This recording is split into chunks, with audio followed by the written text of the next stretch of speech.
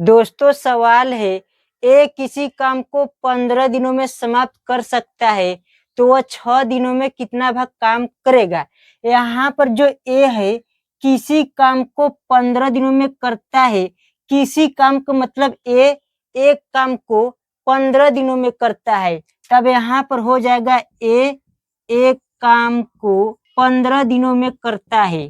15 दिनों में करता है। अब जब ए एक काम को 15 दिनों में समाप्त करता है तब हम लोग इसे इस प्रकार से भी लिख सकते हैं।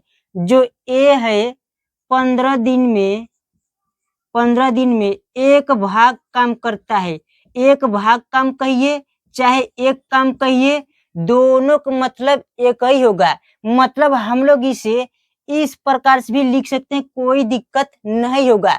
दोनों का मतलब एक ही होगा।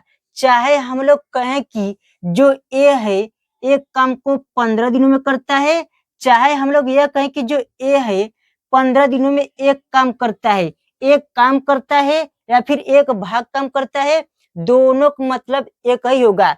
अब जब ए 15 दिनों में एक भाग काम करता है तब ए एक दिन में कितना भाग काम करेगा।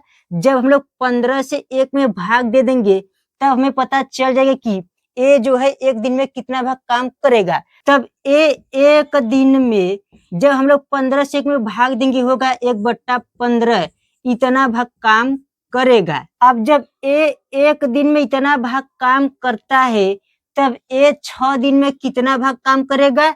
जब ए एक दिन में इतना भाग काम करता है तब ए 6 दिन में 6 दिन में कितना भाग काम करेगा। 6 गुणे 1/15 बराबर ही हो जाएगा 3 दूनी का 6 3 पचे 15 तब 2/5 इतना भाग काम करेगा। मतलब जब ए एक दिन में इतना भाग काम करेगा तब ए 6 दिन में इतना भाग काम करेगा। अब जब ए 6 दिन में इतना भाग काम कर देगा तब उसके काम करने के बाद कितना काम बचेगा।